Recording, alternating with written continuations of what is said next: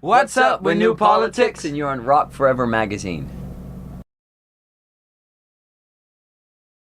Hey guys, it's Tori from Rock Forever magazine, and I am here right now with the guys from New Politics. How's it going today? Good. So good. How are you? Very good. Excited to be here with you guys. Yeah, you told me it was a chilly day in Orlando. It's freezing, and I'm so happy we're in this bus right now. Because in this venue, we're usually filming outside, so I'd be falling apart right now if that was the case.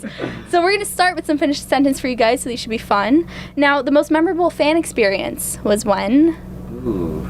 The most memorable fan experience was when we There's been so many. We get so many. I think it's really touching when we get all these gifts. We just got these full body hand woven Like a onesie? No, it's like a blanket for the bunks. For the bunks, yeah. because that's nice. we were, they knew on Twitter that we were getting our own bunks and stuff. So they it took like a month for them to do, or they put together like books with like pictures and it's like professional prints. We actually have a wall at home and we put up all this stuff we get from fans. So cool. yeah, because then we have everything in one room and then you look at it and you know it's very inspiring because that's the reason why we're here. Exactly. I hear so many bands saying that's why they keep going, because their fans are amazing. So that's clearly the case with you guys. Absolutely. And now, you were the most starstruck when you met. I don't know if you guys are going to have different answers to these. I don't know. I gotta say, for me, weird enough, it was Chester from Linkin Park, and just because I have so much respect for this guy, and then he turns out to be the nicest person I've ever met in my life. That's super Just cool. hanging out all night and super cool. And I never get starstruck, but I was a little bit with him just because I have so much respect for him. Yeah, totally. What about you? I don't know. I would probably have to go with Pink. Oh yeah, you did a tour with her, right? Yeah, A whole we did. tour. Yeah, and it was funny. I met her the first time in the catering. And it was like, I was like, oh, hi, yes, such an honor being here. You're so incredible. Thanks for just being stupid. I'm sure she appreciated it, right? Oh, she did. She was great. She was so down to earth and she's awesome, even though cool. she's like a giant rock star. I know, she seems like the coolest person ever. She's Totally. so That's nice. what she is. So nice. Yeah. And now the highlight of your career so far was when? I know you guys must have so much to choose from. Yeah, but I would say right now doing our first headline tour. Oh, I thought you were going to say this interview. I was like, oh, wow. No, I'm kidding. No, this headlining tour is a very big deal. How's it going so far? This is the 5th show, and so far it's been packed every night, and it's so unreal, and it's very, very, very touching. I know tonight is sold out, isn't it? So it's going to be a big show. It's very Houston was exciting. sold out as well, and there's a few more that are about to be, and some that have been sold out. It's so surreal for us. It's we're so blessed, and it's so humbling. Yeah. Just everything that's been happening. It's so wild and inspiring. We just hope that we can, we're gonna do our best to master this, and so we can do more of it, and then become one with the audience. That's what our goal is. Absolutely. Yeah, and this is not a bad way to start off your first headlining tour with sold out shows. No complaining Not at here. all. And now, speaking of touring, your favorite part of touring in the U.S. is? I like the food and the culture changes, like how the cities change and how they have different things. Yep. Like if we get in early, especially now with the bus, then I'll get up and take a nice walk and go out to a cafe and eat some traditional food and go What's into your the favorite stores. American food? Is there anything in particular you're enjoying? I think we all like Southern food a lot. Oh, yeah. All the way it's like The there's some Cajun, extra Perot. extra Yeah. love being put So into good. the preparation, and The sometimes seasoning. 8-hour slow cooked this and that, Right. and it's it's real good. And then of course all the towns by the oceans with all the seafood, and there's this is what America is. It's really just united countries of America. They're so different, and it's one country, but it's really, really inspiring too. It's really cool for us to be here, coming from this tiny country that's it's very traditional, and then you're here and you drive 3 hours and everything is different than the previous state, and that's really, really cool. And now, last finish the sentence. This should be a fun one. Now, the best prank you ever witnessed was when? The best prank. I don't know if you guys are pranksters or not, We but I are, guess we'll definitely. find We out. are. We do so many that I Oh, can't no. think of any. Okay, so now we have a problem because there are too many pranks. I'm kind of scared to be in this It's gotta be vicinity right Lewis. now. It's got to be Lewis, the Okay. drummer. He had to fix something on the drums or something that he had to fix. But what would it be? It's something we've done. Or to- something you've seen someone else do. Okay, Either way. I think one of the best ones I've seen in a really long time is the one that was it Kimmel who did that twerking thing. Yeah. That Oh, where yes, with on the fire, YouTube. and then it was that was genius. I think Yeah. that was so good.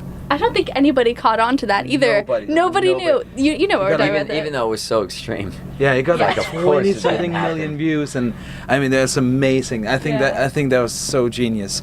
But yeah, that's the whole gotta. time I was just concerned for the girl, really. That was about I know it. everybody was like, "Oh my God, is he okay? Is he okay?" And then it's just a stunt I thing. know, That's so that was that was pretty so crazy. genius. You guys should do something like that on your YouTube We channel. do it just on like, Lewis all the time. Oh no, I would not want to be him then. No, you wouldn't. And now we got to get down to the music right now because your album "A Bad Girl in Harlem" is out now. Very exciting, and I know the title comes from the song "Harlem," which everybody knows and loves. But why did you choose that line to represent the entire album? What's the significance behind it? I mean, we kind of just went with it. Harlem was doing so well, and it was kind of like the first. It became the first single, and we just thought that it would make sense to just like continue sort of rolling with that and keeping that single sort of, because the album's really a reflection, even though it has nothing to do with Harlem, or it has, it's one song with this girl, with this romantic adventure in Harlem, but like the rest of the songs don't really have anything to do with it, but it has to do with a period of us moving from Denmark to America in New York, and it just sort of became appropriate because it's a reflection of that change of awareness and experience that we had moving here and going through that whole period and the struggle of writing that album, and it just made sense to like keep it sort of in that like thread of topics. Yeah. Yeah, and you just led me perfectly to my next question because I know this was the first album that you wrote entirely in the United States, wrote and recorded entirely here. And so culture shock influenced you guys, adjusting to a new country. So how did you take those feelings and express them through the songs on this album? We did it. That's what we're so proud of, because when we started writing for the album, we kind of stuck to what we had going on the first album, and it wasn't real for us. But it was real when we wrote the first album, but then suddenly being in America, and you realize that we've been touring, and we came over here, everything was so hype, and suddenly you realize everything came to stop, and we had to write, and all our friends, family, everything, they were all back in Denmark, and we had to start from scratch. And then at some point when you just kind of like somehow implode, and you when you come out on the other side, you realize that all these little things in front of us that belongs to the culture shock, or they're related to the culture shock, they're actually the ones that are interesting for us to write about. And suddenly then we started writing really honest songs again, and so That this becomes whole real. album is about the move to America, and everything that has to do with like romantic adventures, or like feelings Or of suddenly touring. being in a different country, like how you approach people in different way, and actually really falling in love with America. And that's definitely what this album is about. So it inspired it completely. Yeah. This is what the album is about. And I was reading a lot of reviews online for this album, and a lot of fans were thinking that A Bad Girl in Harlem is so different from the self-titled album, which you released in 2010. So it's understandable that it's so different, because I mean a lot has changed for you guys since you released that. We're also like that as artists. We're very challenging, and we push each other a lot, and we believe like in new. We want to develop. We want to know that like when we put out an album, it's like it reflects like where we are now, and what we're inspired by, and because we're inspired by everything, just like any other person doing music or not. So I think we really push ourselves, and we want to develop and grow into but we still will always have our element that we have from the first album that will never be taken, because we're the writers, Exactly. So the element's there, but I mean the change of course comes with it, and I think it's hard because it's so hard accepting that and breaking these walls and habits till you reach like rock bottom, and then you have nothing to lose, and you've gone through so much, you've experienced, and your journey has been so long, 3 years of change. Yeah. And you've changed whether you like it or not, so when you start recreating in a new unit of time, you just have that additional awareness with it, or that growth with you without, and then it just comes natural, and you start creating just for fun and making music for no reason but just the truth, of what it is. Yeah, so now looking back at the self-titled album, how has your perspective of that album changed? Do you look at it differently now than when you first released it? No, I don't think so, because it's In the still... beginning was the other way around. We're like, the new album, we can't perform this live. Yeah. Really? We're like, because we related so much to the first album, because we played 300 shows, if not more, of that. So it was just so embedded in us that it was like chained on us, and like now that we've like been playing the second album so much, we're kind of like, how do we go back to the old album? It's kind of like, but we always do our thing. Our performance hasn't changed, or our love and joy of it hasn't, but it's just it's funny how those little personal things always sort of switch back and forth. It's like a mood. It becomes like a captured emotion that lasts sort of, that is timeless. So if you can like capture that and stuff, then it's like, it's fun. Yeah, I think fans would feel the same way. If they were attached to the self-titled album, it took some time to transition to the new one as well. So I guess everybody. I think that looking at it now, it's healthy, because if I'm a fan of a band, I don't want them to come out with an album that's the same, because Totally. you want, and then it's like the only thing the musician can do is to give what's honest to them, and then people like it or not, and we've been really lucky that people like that. So, and that's really inspiring too, because that makes you also inspired to go to, for the third album, to be, okay, what can we do now, like that people accept us changing very radically to something different is very inspiring too, because it means that for the third album, then we have we are completely free to do whatever we want, because we have an amazing fan base who just supports us and loves us for what we do. So that's a really cool feeling. Yeah, I mean, supportive is an understatement. Harlem was such a success, that's for sure. And speaking of a third album, do you guys have a vision of just how you want to evolve from here? Because it's clear you guys have changed so much as it is. We don't know. We have no idea. Yeah. And I mean, we have so much work left on this album. But we're definitely inspired, and we're ready to start writing, and we're going to set up a little studio here. Actually, you're actually in the future studio. That's what all the boxes are and stuff. Oh, so feels very fancy now. So we might write a few songs here. Cool. Hopefully, or at least get ideas going and stuff like that. And then we'll just continue touring. We're booked, and we're getting ready to release in Europe. It's really exciting.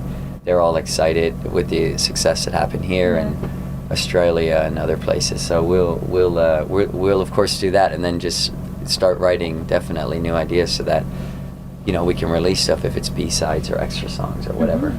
Yeah, so knowing this is a studio, I feel like I'm just where the magic is going to happen now, because I'm like, what song is going to come out of here? And speaking of your songs they have out now, what's the story behind the song Overcome?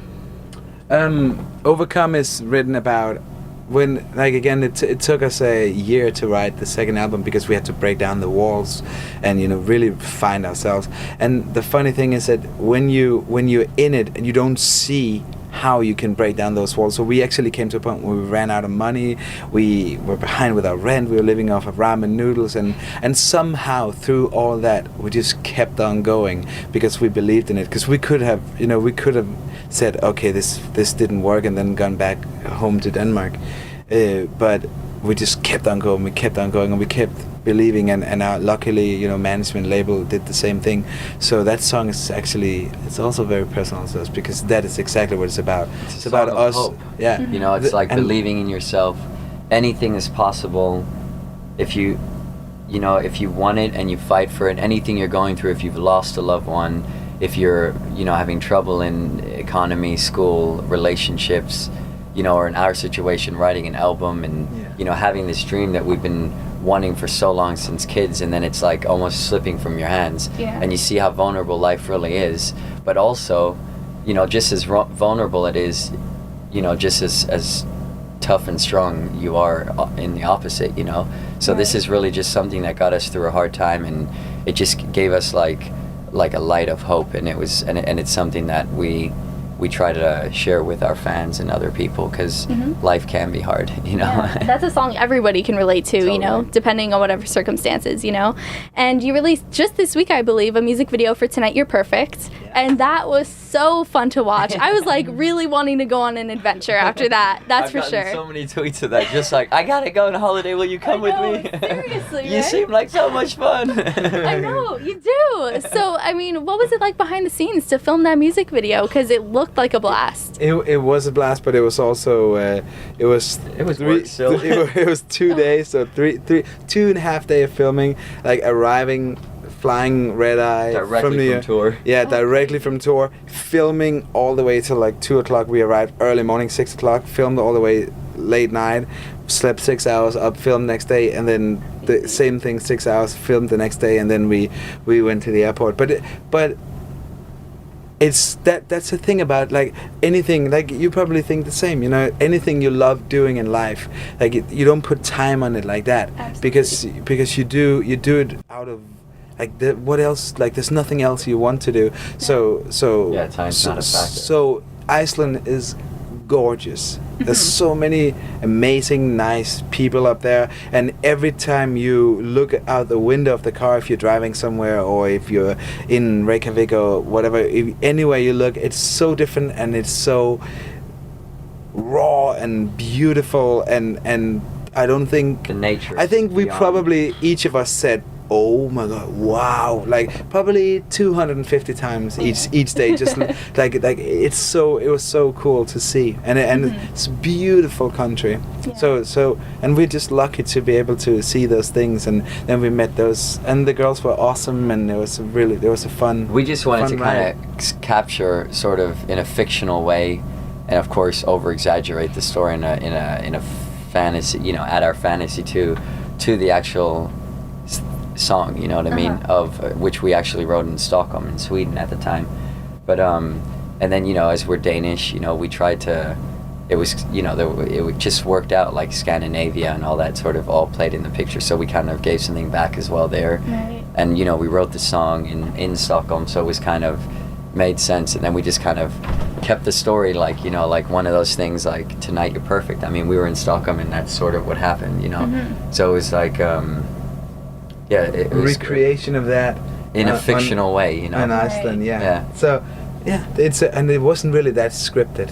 Oh, really? You know, it was a little bit like, oh, there's a cool area there. Let's go there. Let's So see what just go happens. run. So exactly. So And the it's storyline's like, you know, as the story is, you know, as the story Right. goes, so. So what was your favorite moment from filming? Was there like one yes. scene? Yes. Absolutely, the icebergs. It was freezing cold, but the glaciers. I've never seen anything like it. It's like it was the most mind-blowing thing I've ever seen. The light was like the sky was orange, fading into purple, and then you have these 10,000-year-old, maybe 14,000-year-old ice blocks in the water that Right. just they were like baby blue, see-through. I've never seen I anything cracked like them it. and ate from Yeah. them. Huh? Really? I was like eating the ice. Like It's I the took them from the Most water and I pure was like, thing you put. and it was like Yeah. mineral, full of Isn't mineral that crazy? water. So in salt Isolated in water, time, that just like- water was not. It was like fresh Fresh water, water. back from the ice age. It's so unreal. That is And it so was cool. gorgeous. I have some photos of it that I mean, it's unreal. I It's like unreal. I really like the water scene, like the hot springs and natural Oh, yeah, hot it was springs. so cool looked too. like Because it was fun. so cold, and then you got in this water, and it was just I perfect. just felt so bad for the Right. camera guys. Oh, why? They were like, They were- they were, and we were just in went there in the smiling, water. having like we were in there for like hours, just like going around having fun and just. Right. That's true. That was The funny. poor camera guys. I know. And they were all like, "We just want to jump in there with you." Gosh. Yeah, right. Well, made for a good video, so Totally. you know. Thank you. And you guys just announced a huge tour with Fall Out Boy and Paramore, two of the most Incredible. talked about bands at the moment. And since it's such a huge tour, massive venues, what kind of preparation goes into a tour like that? I think for now we really focused on this headline tour, Right. and then everything we learned from this, and you know, stuff we can do better or stuff we can, like, this is just about growth. But I think for that tour, we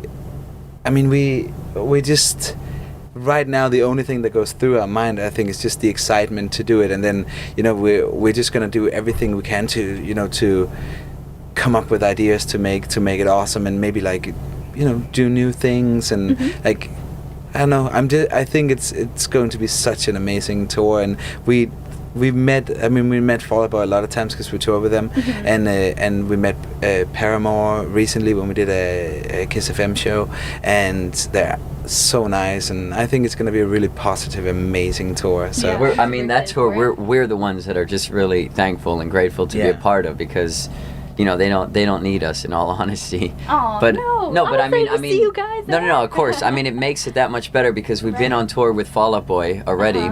So a lot of their fans know who we are and have been to the shows and stuff. And we're like a young band, an upcoming band that's making a lot of noise, which is great. So it helps to the hype.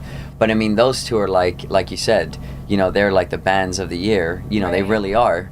You know, and their fan base is huge, and they have like a special, like a certain rock fan base. Right. You know, alternative rock fan base, like college, and a mix of like, you know, they're through a period of music, and they're sort of icons in that period. Yeah. So like, for them, it's like they would probably even sell out some of these places alone. But like that they put this together, and I know that a lot of the fans are fans of both. It's just I can see on the internet like the way it's just going crazy, and for us to be a part of that and our name always coming up in it, it's just like, wow, you know, we've also been really lucky and blessed, you know, made so many good friends along the way, you know, if it's Fall Out Boy or 30 Seconds to Mars or Panic or, you know, so I mean, or Pink or whatever, you know, so it's like, for us, it's just, we're just so glad to be a part of this, and that we're even part of like the hype and a part of the conversations or the tweets, you know, like we're tagged in it, and all that means such a big thing, and we can see it also give us more attention. And we're like Soren said, we're going to concentrate on this, and then we're looking so forward to that tour. Absolutely. Because I mean, they're both great bands, and we're friends with Fall Out Boy, and we've, you know, met Paramore, and they really complimented us, and you know, our drummer Lewis is a huge fan of them, and he got me into their latest album, and it's a really well produced album and well written album, so I'm looking forward. They're talented, and it's just and then of course it's all about the fans, I guess. You know, again. It's gonna be an amazing tour, and I'm really looking forward to it. So excited. We're excited. That's what Fall Out Boy, you know, this is another one of those bands who just has, their fan base is amazing, like super positive, and it's like the echelon too. So a lot of these bands, we've been really, really lucky to tour with bands with amazing fans and just amazing people, and so it's going to be really, really fun. And it's huge. It's big arenas, you know, so excited. Yes, and I heard you guys say in another interview that you listen to a wide range of music. You know, you're not stuck in one genre. You're listening to a lot of different stuff. So I thought this would be the perfect fan question that we got from Bethany, asking the most random song in your music library. Most random song? Oh, it's got to be a good one. One Night in Bangkok? Who is it? I think that. That's Lewis. One night in Bangkok makes the heart man humble. Feel the devil up next to me. Amazing. That's gonna count, That's right? Lewis. Lewis. I have to Frank admit, Zappa. yeah, and Lewis, definitely Lewis is the one that has everything. He has the most. He's just like the collector. We listen to everything. A good song's a good song. True. But I mean, you can't deny that. But I would say, I unfortunately lost my laptop recently. But I unfortunately lost. That sounds like a nightmare, losing your laptop. Oh my god, I don't even want to couldn't think of the imagine. lyrics and all the melodies and stuff lost with it. But anyways, that's the worst part. But if anyone finds a laptop, a white one, London Heathrow Airport, I lost it. No. I mean, hey, it's YouTube. Might as well give a shout The out. worst part is that I lost my phone like 14 days before that with all my So ideas both too. of you. Like, but you know, sometimes it's not a bad thing. No, just have to Sting- write new stuff. Yeah, and those good ones, they stick with you, and I guess. and sometimes you get a little disconnection from the outside world, and it's not too unhealthy actually. Yeah, it's not a problem. I mean, Not that big a deal, as you sit here sobbing. And anybody who wants to follow you guys on Twitter and Facebook and find your music online, I'm sorry to bring up all the electronics, but anybody who wants to follow It's you, important. yeah, where We're can they definitely go? on Twitter, Instagram, Facebook, and we're very active. Okay, so That's you're- one of the second most things we do when we're on tour. It's just like Yeah. play our shows and And then tweet have about it. fun, tweet and this, and try to, you know, stay connected. Yeah, so your usernames, everybody can follow you at. It's Twitter is New Politics, and Instagram is New Politics Rock, Sounds and good. Facebook is New Politics. Yeah, and there you can find our personal ones as well on there. Perfect. Well, thank you guys so Thank you much for so hanging out. much. This has been an Thank you. awesome Thank you. interview. Everybody watching, check out New Politics, A Bad Girl in Harlem on iTunes right now. Subscribe for more interviews, and I'll see you next time. Bye.